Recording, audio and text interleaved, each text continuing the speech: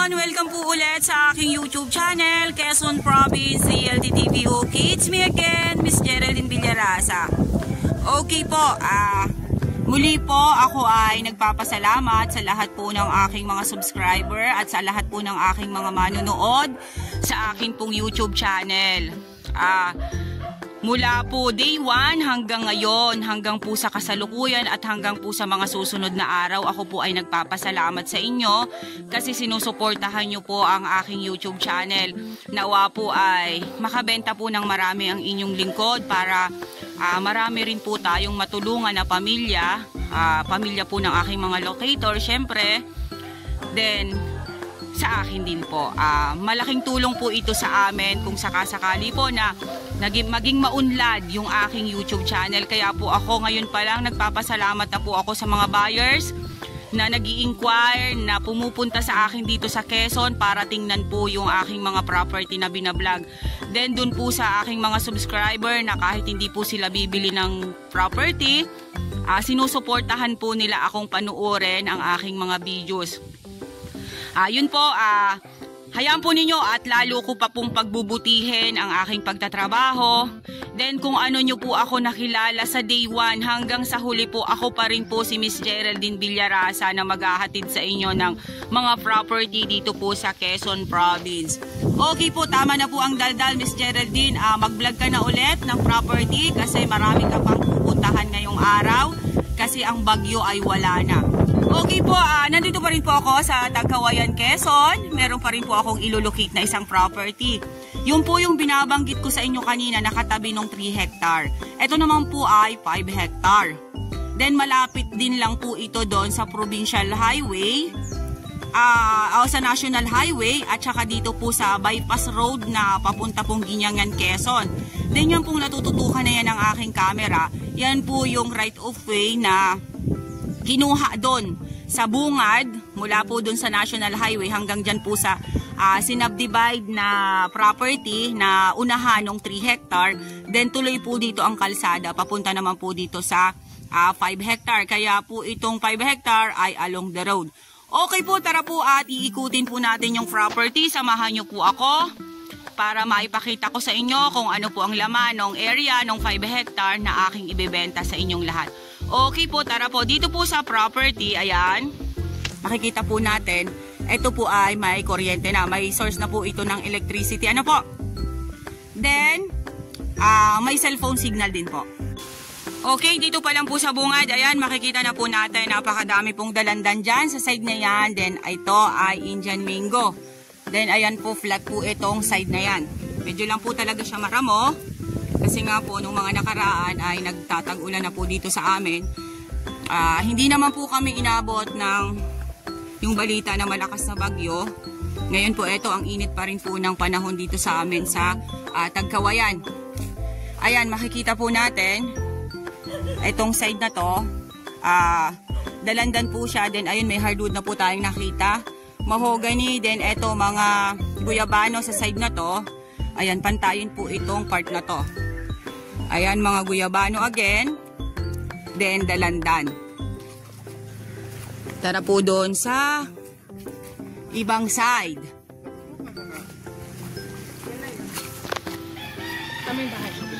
Kasama po ito, anak. Mahahagip po yan. Okay. Ito daw pong bahay na to is mahahagip, sabi ng aking anak-anakan. Then, ayan, yung ibig sabihin, itong rambutan na yan, mahagip siya. Okay, hagip po yan. Then, ayun, may Indian Mango pa rin po dun sa side na yon. Pero po ang kabayo ay hindi po kasama sa bentahan. Ano po? Yan po yung nakitali lamang. Yan. Ito na po ang mga nyugan niya. Mangga tunak, no? Ito, manggang kalabaw po siya. Ayan, ang mga nyug po, oh.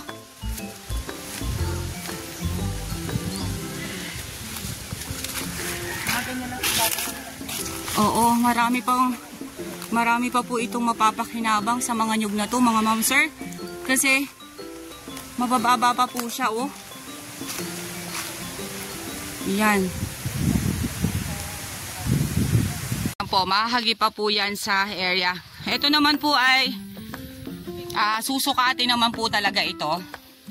Kaya makikita po natin kung saan po tayo mag-uumpisa at alin po yung mahagip na property. Ayan po, napakarami po niyang nyog dito sa side na to. Yan, pa-overlooking din po itong part na to. Ano po? Ayan po dinadaanan ko. Ay pantayin po siya. Then ayan na po sa property ang kable ng kuryente. Gusto ko makakita ng unggoy. Ayan po, may mga nyog po siya dito. Sabi po ni tatay, may unggoy daw po dito sa area. Okay.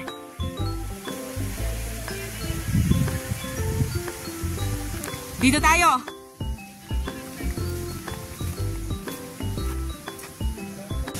Ayan po, kasama pa rin po yan sa 5 hectare. Tayo po ay sasamahan ni tatay papunta dun sa may bandang pataas. Sa may bandang overlooking po ng property. Ano po? Karugtungan po ito nung 3 hectare na blinag ko po kanina. Then yun nga po, ang kagandahan po ng property kasi along the road. Then, ayan po, makikita naman po ninyo na maganda po ang source ng tubig dito sa area. Then, may cellphone signal at saka ang isa pong pinakamaganda ay buhay po ang nasa title. Ano po? Ayan, kulang lang po talaga sila sa linis. Pero makikita naman po ninyo, napakarami po niyang nyog na mga takaran pa. Ayan po siya. Matagal nyo pa pong mapapakinabangan ang mga nyog nito. Ano po? Sige tatay ko, diretso na po. Si tatay po kasi ang nagsama sa akin dito sa property. Siya po yung caretaker ng 5 hectare. Ayan, pa-overlooking pa rin po dito. Katulad din po nung 3 hectare kanina. Ang kalamangan lang po talaga nung 3 hectare kanina is kita po yung National Highway. Ay nako, hiningal na naman po ang inyong lingkod. Ayan, marami pong mangga dito sa loob din ng property. Ayan po siya. Kasama pa yan itay. Yan, yan pong side na yan. Kasama pa rin po yung mga mangga na yan na sabi ni tatay. Then ayun, may nara po doon na maliit. Then tara tayo, tara pa. Doon sa mga dulo-dulo. Ito po yung part na overlooking na ano po. Yan, pag yan po nalinisan, pantayin po dyan sa side na yan. Ito pong nilalakaran ko. Yung kabilang side po nito, ito. Ay talibis po siya. Yan.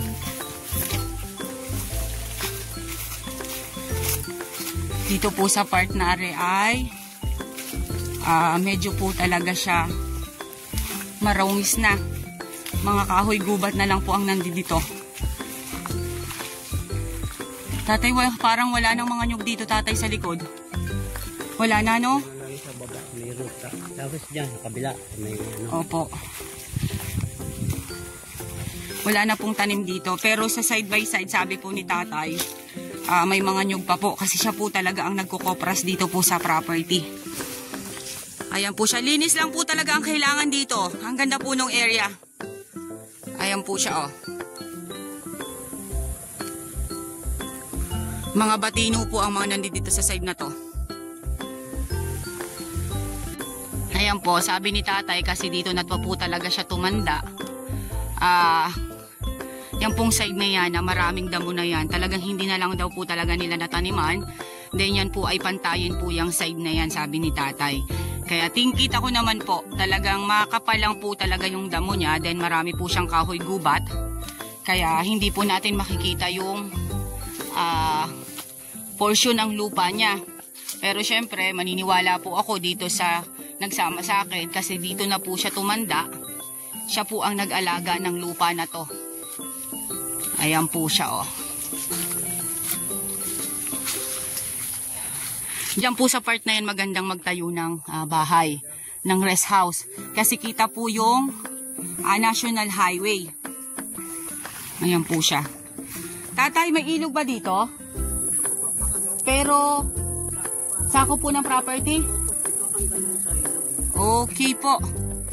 Sabi po ni tatay, tutok po ito hanggang dun sa ilog. Sa bagay po, kanina nga po, diba, nabanggit ko sa inyo dun sa bilinag ko na 3 hectare, may falls po doon. Ito po ay katabihan na. Magkakatabi naman sila.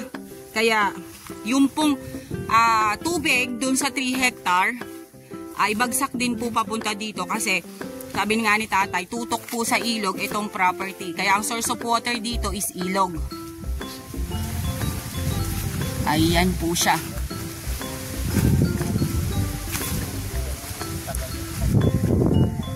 Hindi talaga siya tatay na hindi po natutuyuan. Ayun po ang maganda tay.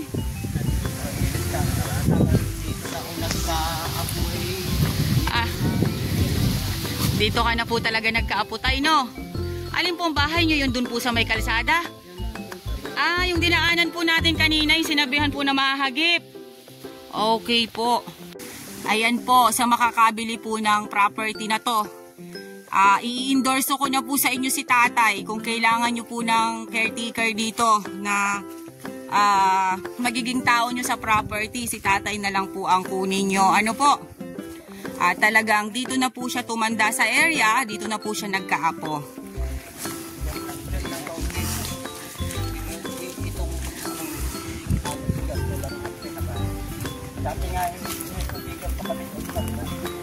Ayan po siya.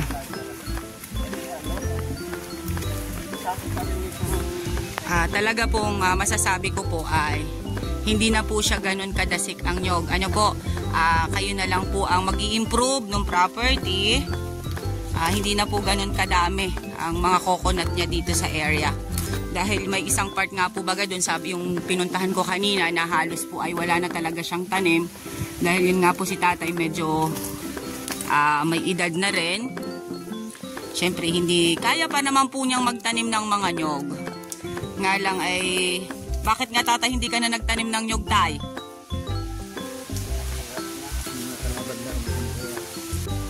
Yan, okay po. Ayan pa rin po siya. Okay guys, sabihin nyo na po ang property namin. Dito po ito sa Tagkawayan, Quezon, along the road. 5 hectare, buhay po ang nasa title. May source po siya ng electricity. Mayroon din po siyang cellphone signal. Then malapit po ito sa bypass road na going to Labo. Then malapit din po siya sa nasa 350 meters lang po ang layo niya sa National Highway ng Tagkawayan. Ayun po, marami po siyang hardwood, marami rin po siyang mga fruit bearings. Ang source of water po niya is ilog. Yun po yung binanggit ko sa inyo kanina, kadugtungan po ng falls na aking blinag dun sa 3 hectare. Then yun po sa gusto po ng mas malaki po na lote, na property, magkatabi lang po yung 3 hectare at ito pong 5 hectare. Sila naman po ay magkakamag-anak kaya po wala po tayong problema. Yung pong 3 hectare buhay din po ang nasa title noon. Then ito pong 5 hectare is buhay din po ang nasa title. Yung pong about sa price, mamaya ako na po ilalagay sa details ko.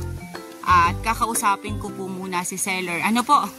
Okay po, once again po ako po ulit ang inyong site locator, si Miss Geraldine Villarasa. Muli po akong maglalambing. Pa-like and share po ng aking mga vlog and pa-subscribe na rin po ng aking YouTube channel, Quezon Province Realty TV. Okay, thank you for watching!